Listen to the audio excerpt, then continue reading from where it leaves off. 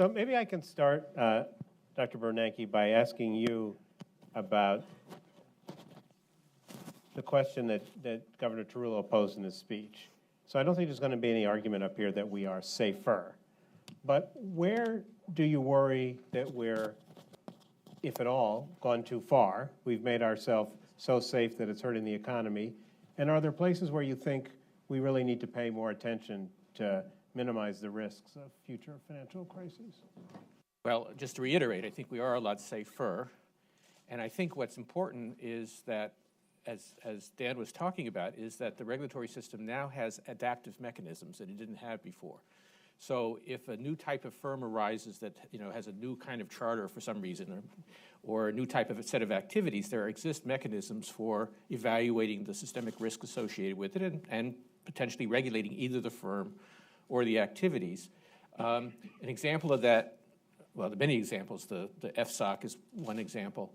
But I think the living will process, for example, where the Fed and the FDIC are evaluating the structure and the resolvability of large institutions with a process in place that over time will move towards a situation where either those firms are resolvable or they're simplified or some other change is made. So the point is that the potential for addressing dynamic change is in the system.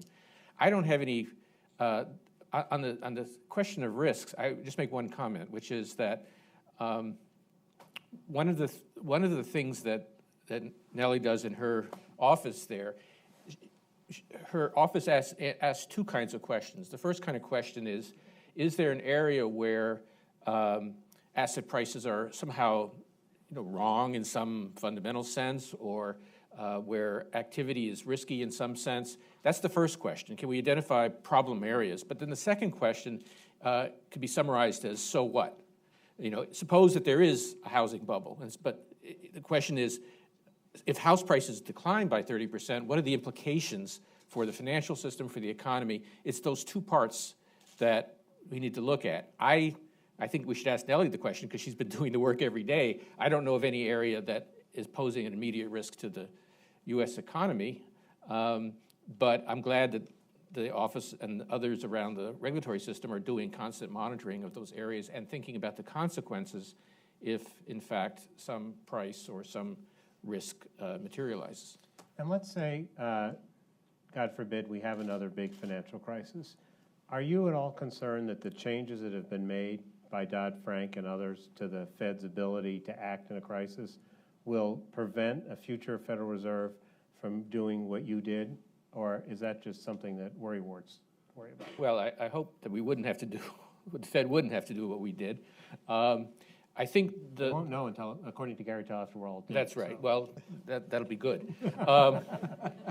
Dodd-Frank has in it what I thought of as a bargain, a deal. And the deal was that there would be further restrictions on the Fed's lending authority. For example, the Fed cannot lend to an individual firm to prevent it from failing. It has to get the permission of the Treasury Secretary. There's also new rules about disclosure of who's borrowing. So there are some added restrictions. Importantly, the ability to lend in a programmatic way across a class of borrowers is preserved, and I think that's very important. So there were some restrictions placed, but in exchange for that, there were new authorities granted, particularly in the framework of the liquidation authority, which provides a much more systematic way both to put a firm out of its misery, so to speak, and at the same time doing it in a way that preserves financial stability. So I think that bargain, remains to be seen.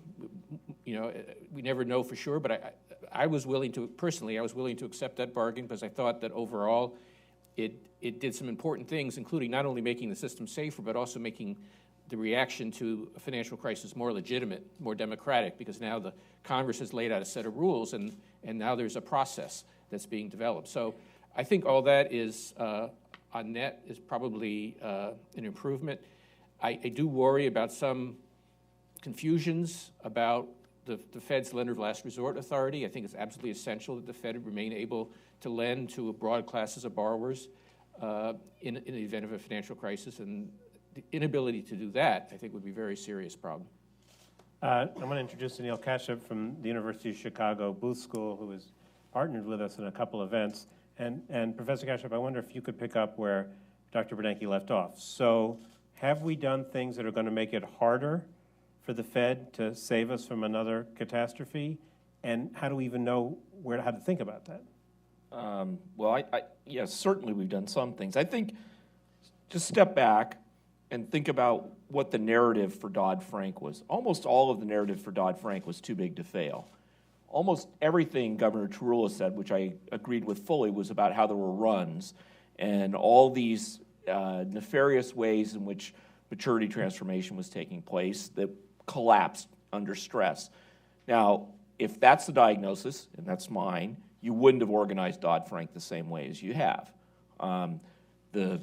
Whatever you want to call the shadow banking stuff, the stub of that collapsed would have been front and center. And if you check through the boxes and you ask yourself, how well did we do on tri-party repo? Only because of the New York Fed. Asset-backed commercial paper, well, it's gone, but there was nothing in Dodd-Frank. Broker-dealer funding model, not so well attended to. Derivatives, some central clearing, some improvements on margining, still not so great. Repo markets, talked about that a lot, just bilateral repo and securities lending, again, not central to what Dodd-Frank was about. So I don't think Dodd-Frank aimed its cannon in the right direction. Now, it sprayed a lot of stuff out there like a Scud missile. It hit all kinds of things. Sometimes that'll work. But I think the combination of that and the dial back on 13.3 leaves me feeling not nearly as safe as we need to be.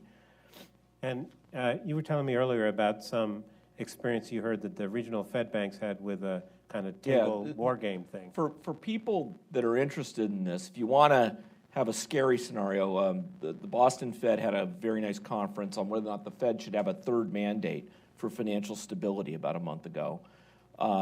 And in the run-up to that, there was a study that was commissioned that was put together by staff of several Reserve banks, I guess New York and Boston mostly.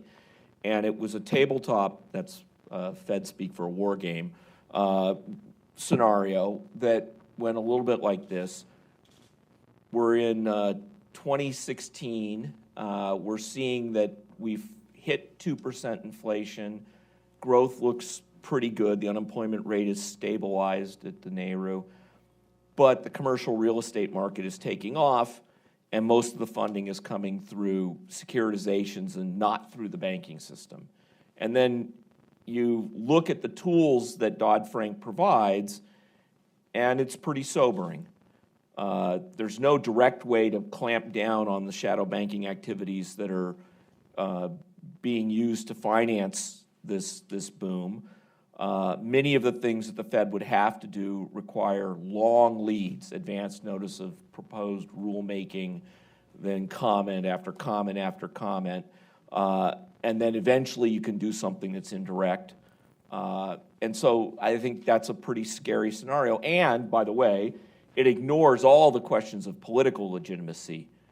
We don't know what would happen if the Fed or anybody in the U.S. government was trying to clamp down on housing lending. I don't think we've laid the groundwork to do something like that. It took 20 years to get inflation targeting through with massive determination, and we haven't invested in using these other tools. So you can get that working paper right off the Boston Fed's website. It's got tabletop in the title, and I encourage everybody to have a look. So, Professor Gordon, so it turns out you're not the only worry word in the panel. I think I have a little bit of optimism on this, though. Okay, good. So, well, go ahead. Well, I think one thing that did come out of the crisis, which I think was really great, is the stress tests. But I just think as a tool going forward and becoming more sophisticated, the stress test is fantastic. But one of the reasons it's fantastic is that most of the regulation has written down rules for banks to follow, especially risk-weighted assets. Mm-hmm.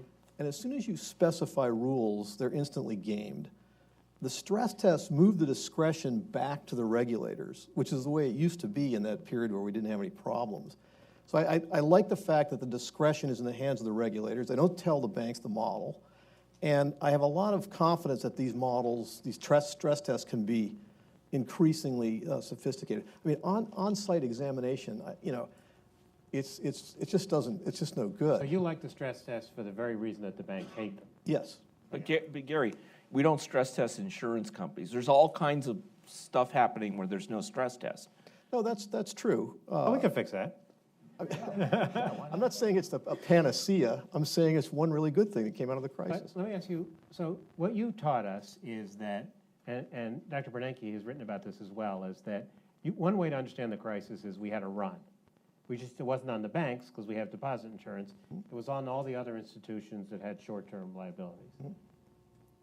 Are we well positioned to avoid the bad effects of a run in those markets? Have we done enough there, or is that where we're not? So, I mean, when you think about that, right, the repo market is short-term debt that's backed by, say, a mortgage-backed security. Right. So you can look at this transaction, you can do one of two things. You can beat up on repo, or you can say privately produced collateral, securitization, is not regulated or overseen by anyone. So why don't we focus on trying to get some oversight of the privately produced collateral, because we don't know how much repo there should be. So I think we went about this, you know, the wrong way. And I think, you know, I was just at a conference of the Bank of France called "How Do We Revitalize Securitization?" And you know, I think that is a pretty big problem. But that was the other road we could have taken, and I think that's the road I would have taken. Do you want to weigh in on any of this, or do you want to help me answer the question of what do we need so we are closer to being safe enough? Your choice. It's part of the same conversation. Great. I mean, let's talk about repo. Anil and Gary already mentioned it. The foundations of the infrastructure for the repo market are not sound. Still, they've been improved a lot, but there's a lot more to do when a very large fraction, say half the repo market, is cleared in commercial bank deposits, when international standards are that it should be cleared in central bank money, or at worst, in the money of a bank whose only purpose is to perform that utility function. So that's one issue. Another one, Governor Tarullo alluded to the idea that we can use new information systems like LEI, Legal Entity Identifier, to better map the risk flows in the financial system. I still think we have a relatively better visibility within the banking system, but outside of the banking system, if we were to map those risk flows better, we could do better. The foreign exchange derivatives markets could have been treated with the Dodd-Frank statute, but the United States decided, the Treasury Department decided to exempt the FX market from that treatment.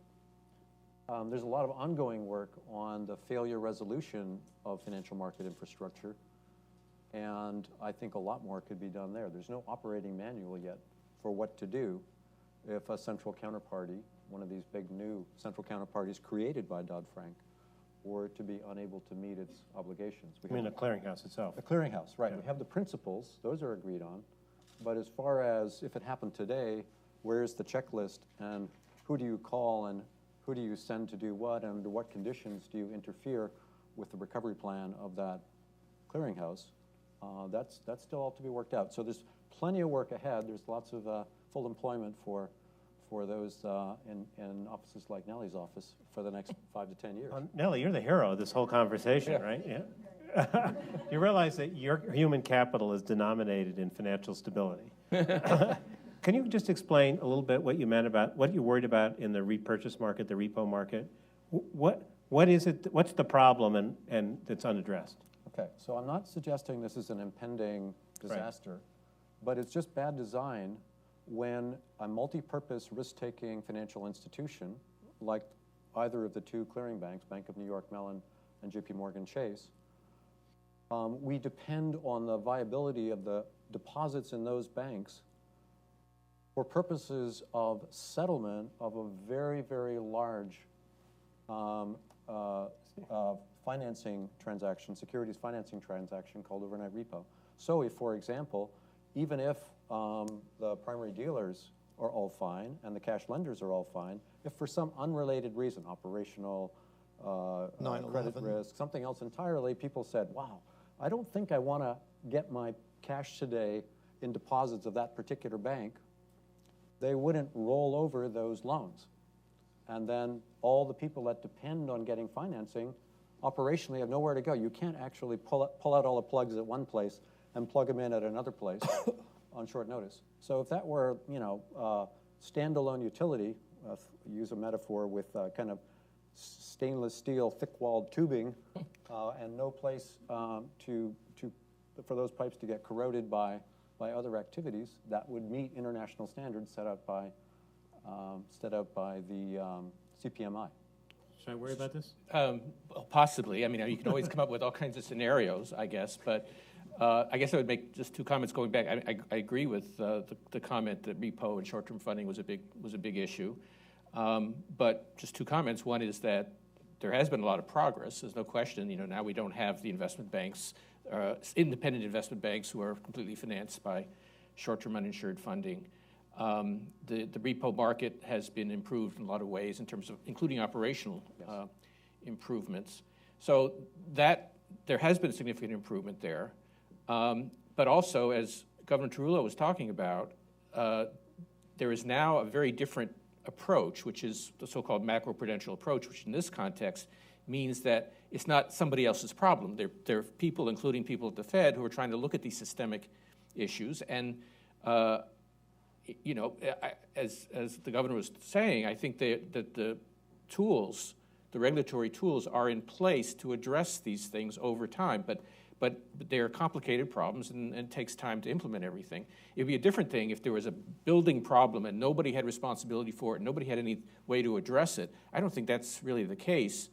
Now, are there, financial regulation is a very complex matter, and supervision can fail, and so on. But I do think that we have a more dynamic system now in terms of the ability to address the changes and the innovations in the system better than we had before.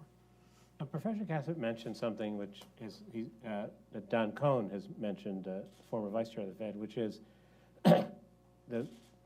we know that in the past that housing and real estate is often somewhere involved in a financial crisis, and among the many tools that we gave the Federal Reserve and other regulatory agencies, we did not include any kind of way to set loan-to-value ratios or debt-to-income ratios to limit lending to mortgages, which they do have it in the UK.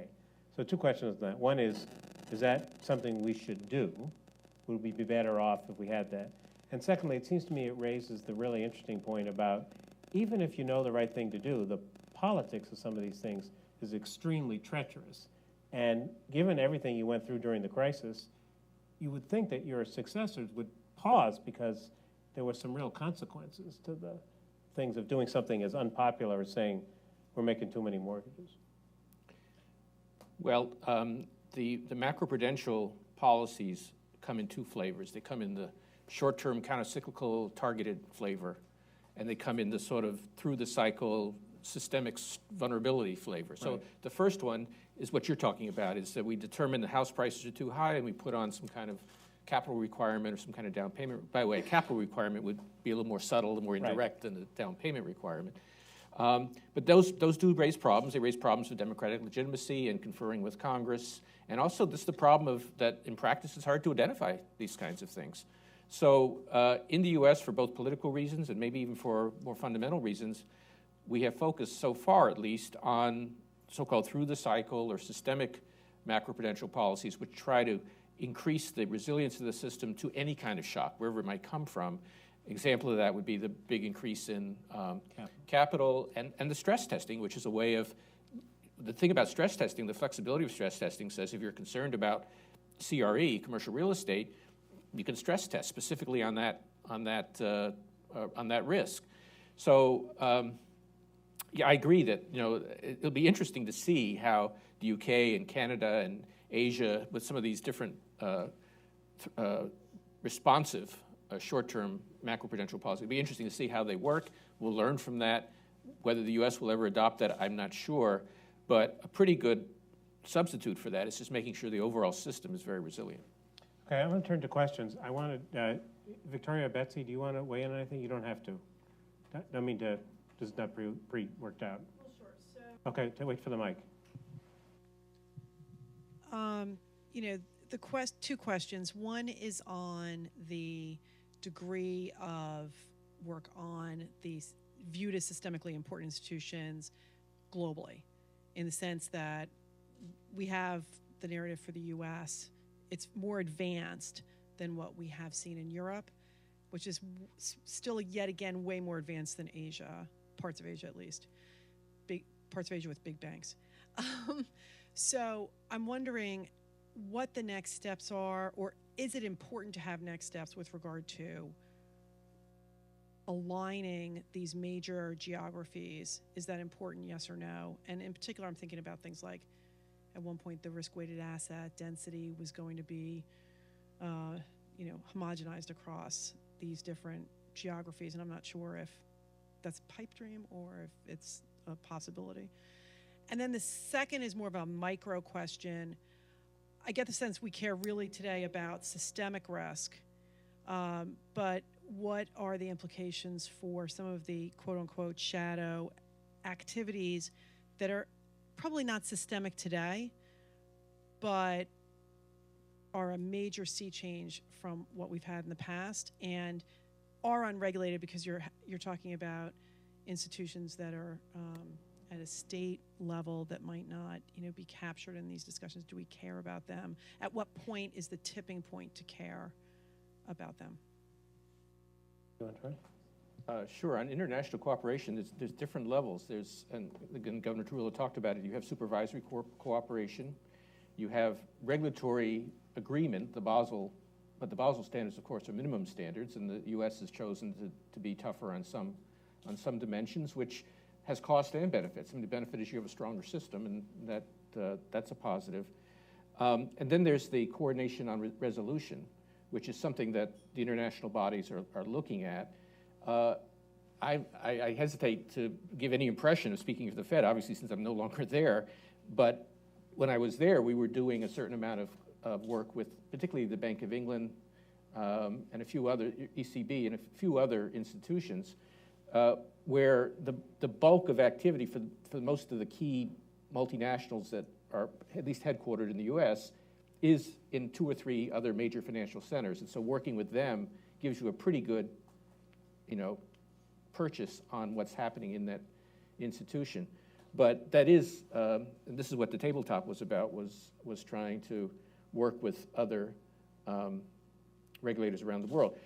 I don't want to get too far into the technicalities, but the single point of entry, for example, which avoids actual bankruptcy in many cases, except maybe at the holding company level, is one way to minimize all the legal complexities involved once a bankruptcy is declared, and it triggers all kinds of other provisions.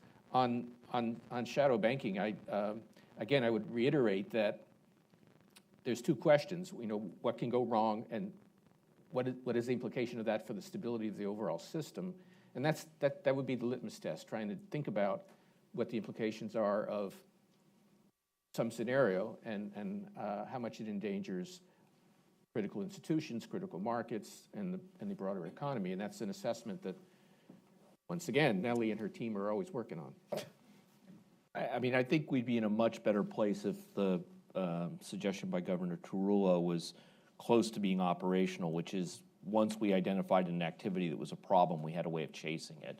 So the thing that Betsy was suggesting, something small, but we know it's dangerous from the start, is very different, because then you'd have a motive for going after it, and you'd try to chase it around if it migrates from one place to another. But I think everybody's on board with this activity-based view of let's figure out what's dangerous and deal with that, and not worry about institutions, but worry about activities.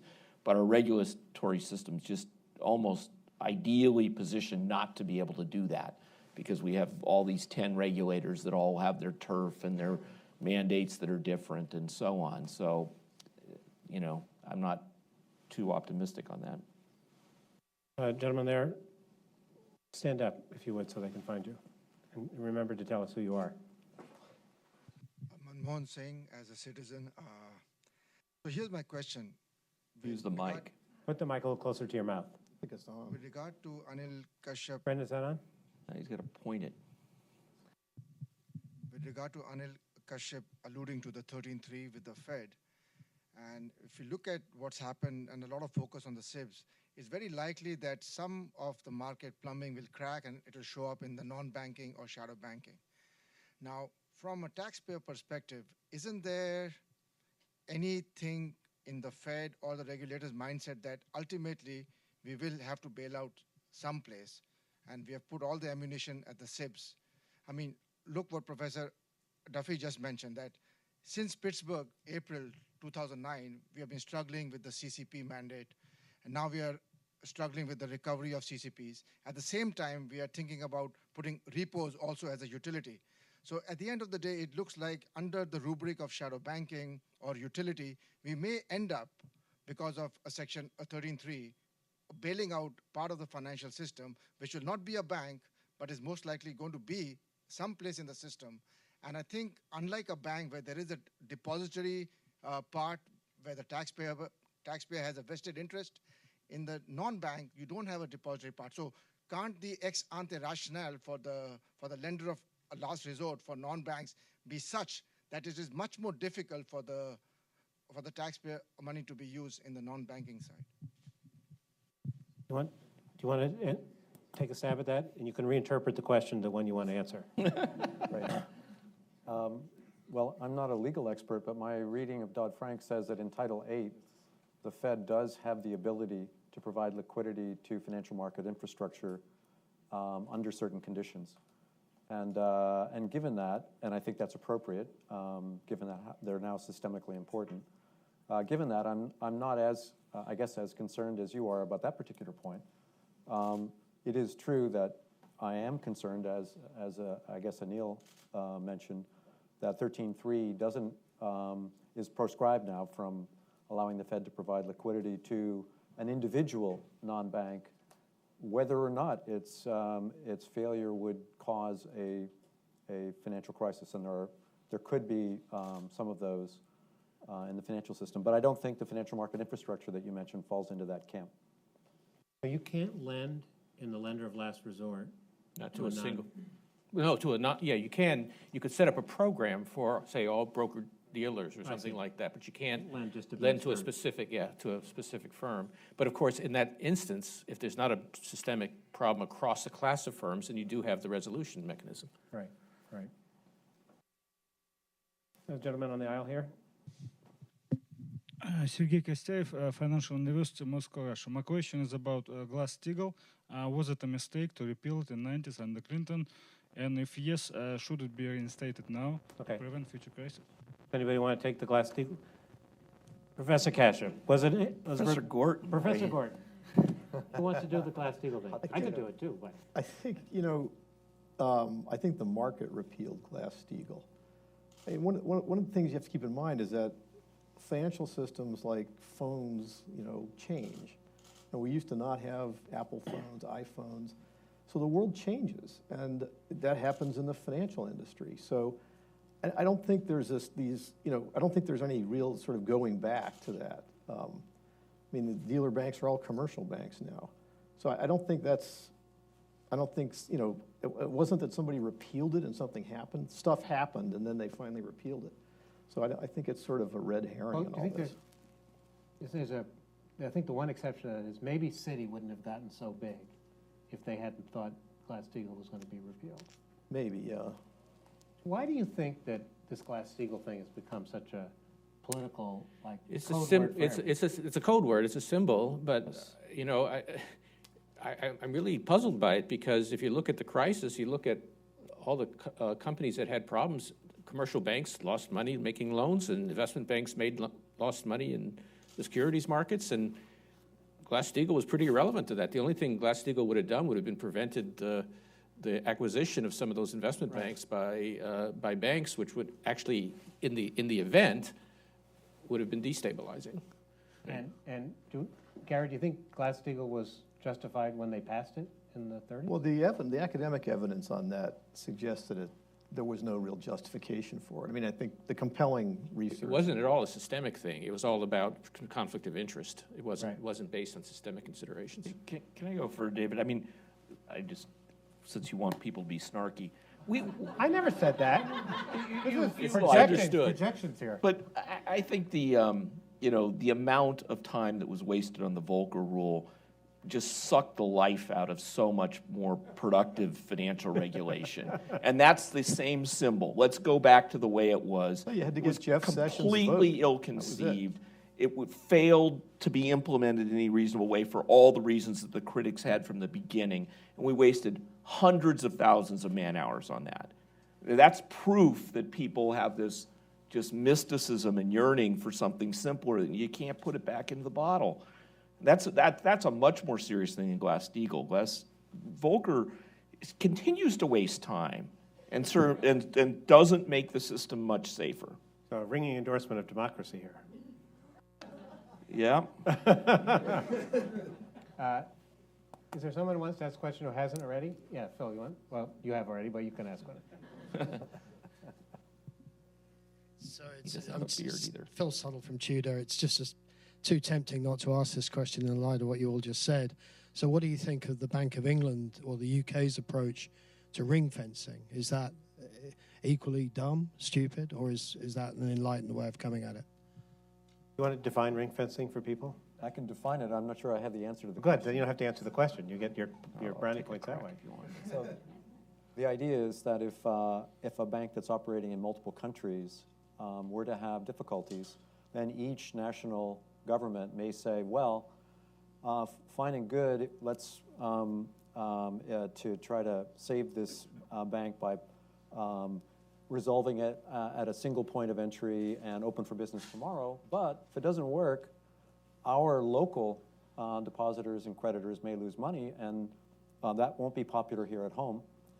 And we're not sure that they're actually going to carry it off. So let's just prevent any capital from moving, any capital or liquidity from moving from our borders to another country that might help get this bank resolved. Now, again, as to the answer to your specific question, I think I'd like to punt it to one of my colleagues on the. I'll take a crack at this. So the Bank of England, well, the Vickers Commission suggested that the payment system essentially should be a public utility that was going to be super robust, and that there would be a casino outside of the boundary that could continue to operate. Now, I always had trouble with that because the parts of the U.S. system that failed was the casino, and it blew back into, there wouldn't have been a fence high enough to protect the payment system. So I never understood the logic for why they went that way. On the other hand, because they've consolidated all the responsibility and authority into the Bank of England now, the Bank of England will be held accountable, and if they can see a storm brewing, they will have every conceivable tool to try to deal with it. They made a political decision that the bank just signed on to the Vickers report and said, we think this is a reasonable first step. They may rue the day over that, but I don't see the logic for why you say you can carve out one part of the system and make it super safe and robust with much confidence. Okay, I think the woman from the CRS had a question. And then there's one in the back. Hi, Rena Miller from CRS. My question's on money market funds and something in Nellie Liang's presentation about, there's a first mover advantage to leaving the mutual fund in a time of stress. And there's a lot of hope put on the SEC approach with the floating net asset value and maybe, better disclosures, which have in the past not always, been that robust or really worked, particularly for retail investors, will be the solution. I'm just wondering, sort of point blank, have any of you thought that, the next crisis or a couple crises down the road, that we're really looking at something more like an FDIC or a SIPC type backing, to prevent people from running? Because ultimately it's a psychological game of getting people not to run. The just other twist on that is, if anyone has either read or even the Piketty book, on capital. If we're waiting for another, crisis or another crisis, and we're in a realm of widening disparities, he predicts social unrest. People may, discount that. What do you think of that and the role of mutual funds and pension funds in this? So let's start with the money market fund thing. I mean, we tried this once. We had after-the-fact insurance of the money market funds. Do we have an unsolved problem here? It's a mixed solution in the United States. Just to back up a little bit, the proposals by the SEC were to do one of two things. Number one, stop pretending that you can redeem shares at $1 a piece when they might fluctuate below $1. That just is going to incite a run. The other alternative that was held out is to put some capital behind that promise, or move to government-only money funds. The industry is migrating, and I think Nellie may have alluded to this, or maybe it was Betsy alluded to this. The industry is migrating towards the government-only solution, not entirely, but significantly, because a lot of investors want the ability to get instant liquidity at a predictable price. Are we better off?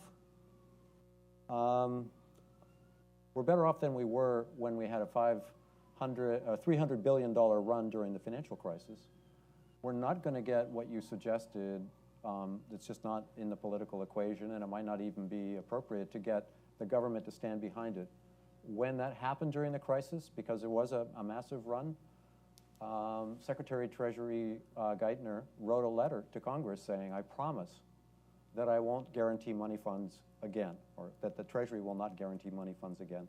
This was a very exigent circumstance. And I think that that promise is going to very likely have to be kept, maybe even in a relatively extreme situation. Gary Gorton, if there's so much demand for safe, short-term liquid assets, we know how to make safe long-term liquid assets, right? The Treasury could sell more T-bills. The Fed could even sell them. Are we doing something stupid here by not providing more safe assets to the financial system so they don't go to money market funds in the private sector to produce riskier ones? So if you look at the fraction of safe assets to total assets, and you look at that, and then you divide the safe assets into government and privately produced, since 1952, it's predominantly been privately produced. So I think, if you're going to issue that much Treasury, that would, you're going to have a pretty big interest bill every month for the government. No, I mean you could do more bills and less bonds or something. Well, I think the problem is that you have some inherent features of a market economy. One inherent feature is that there's maturity transformation. This is not a choice. This is a fact, right? You want to eat lunch every day, but it takes 2 years to make a submarine. That's how to think of the whole economy. Now, the submarine has to be... Not the sandwich, you mean. Yeah. I mean, the submarine has to be financed, right? So if it's mostly short-term debt that's financing it or part of it, I don't see how you can get all the investment you want by just using treasuries, which would be overwhelmingly way too much that would have to be issued. I think there's a question in the back, and then I have a final one, and we'll close. Thank you, Brendan. My name is David Brazel. I'm sitting here listening. I was wondering if we can be... Are we safer? Or can we be too safe? Is my question, I guess. Because I'm sitting here listening. We have a monetary crisis, and after the crisis, there are new rules that are put in place, and we have everyone telling us we've now solved that problem, and we should be safe now. And of course, we're really not, because people take actions to get around those rules or whatever. And it leads to a new crisis, and because of whatever moral hazard has been established because of the old rules. Can we be too safe, in a sense? That all we're doing here is exacerbating the instability in the system by trying to put more government security around our... Right, so let me... And it went to the discussion you just had now, right. Just because we have a demand for liquidity, should we necessarily be providing all that? I think you want to keep in mind that we have observed banking systems that have long periods without crises. I mean, we went through a long period without a crisis. Canada has gone through an even longer period without a crisis.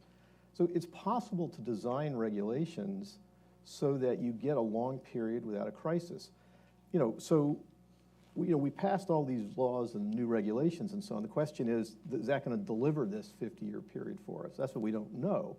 But I don't think, it's not we're just piling on more and more regulations, which is causing the problem. I mean, it may cause the shadow banking system to appear somewhere else, but we can get long periods of tranquility. So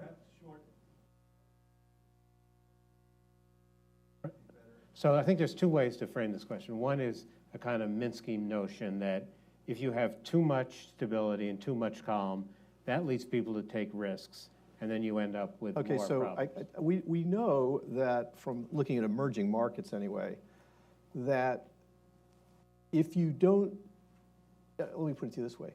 Do you want 1,000 years of no crises, but you've repressed financial intermediation to the point where you've lowered the growth rate, by 3 percentage points? Or do you want to have a very vibrant period, but you get a big financial crisis every 50 years? The study of Latin America suggests you want the latter, right? That that as you were suggesting, getting rid of crises completely is way too repressive. And some people have argued that the period in the U.S. from 1934 to 2007 was a repressive period for banks. I don't have that view, but that is the argument that some make. So I think the problem is, from a public policy point of view, we don't exactly know how to design policies to even think about these trade-offs, right? We don't know that everything we've adopted means we're not going to have a crisis for 50 years, and then we will have one, and that's good. We have no idea. I think another way to ask the question, let me ask the three of you to comment on that, and then we'll close, is I want to be sure that we have done what we can to minimize the risks of much more frequent crises than carries every 50 years. But I also want an economy where there's abundant credit to finance investment, and we can have maximum possible employment and price stability and growth and live happily ever after. So when someone who's not as familiar with all the details as you all are, looks at the balance, how do you judge whether we've done too much to reduce the risk of crises at the cost of sacrificing growth or not? So my colleague Doug Diamond says, to figure out where there's going to be a crisis, follow the short-term debt. Yeah. And I think that's right. And I think modern crises are at least as much about the liquidity side of it as the credit creation. So there are many ways to deliver enough credit to sustain the growth that you want. Where it gets really dangerous is where it's this short-term stuff that can be pulled quickly that's supporting the credit. And I think if we started with that, those eyes on the problem, we'd be just watching different things. I also want to endorse what Gary said about redoing our measurement. Super important to be able to look across countries and just see standards. There's no widely accepted definition of wholesale funding across the world. Unbelievable 7 years later, but it hasn't happened. That makes it hard to follow the short-term debt. Mr. Duffy? Well, I recall what Lloyd Blankfein was asked when whether the Dodd-Frank Act was good or not, and he said, if I had to take it or leave it, I'd take it. I mean, clearly, I think we're way further ahead now than we were 7 or 8 years ago in terms of financial stability. But as everybody has suggested, there's a laundry list of things that need to be done and that need to be improved. Governor Tarullo said, and you quoted him, you can't be safe. We're never, or he didn't say literally, we're never safe enough, but he said, he asked the question, are we safe enough? And when he answered your question, he said, the system is always changing, and we always need to keep following, as Anil said, where the short-term debt goes, where the financial fragilities are. Job's never done. And do you think there's a risk that we've gone too far and that it's hurting economic growth and credit, or do you think that's just whining? I'm reminded of the Chinese president who was asked what he thought of the French Revolution. He said it was too soon to tell. I think that, of course, you could, only an economist would say, the risk of financial crisis is too low. An economist might say something like that. We would understand what that meant, but but don't quote me. But I actually don't think that. We just saw this enormous cost. Huge cost, and there's not any evidence. We can see some problems in the mortgage market and so on, but we don't see any huge increase in the cost of credit or problems in the availability of credit. So far, I don't see the evidence that overall, in terms of systemic performance, that we've gone too far. Now, certainly, not every direction is equally profitable, and I agree with Anil about the importance of the short-term funding. I think that progress has been made there, and the tools exist to get more progress. But the too big to fail was important too, and for political and as well as economic reasons. So both of those things are important. But again, it would take an awful big hit to credit costs to offset the huge economic damage done by the crisis we just had a few years ago. Okay. With that, please join me in thanking the panel. And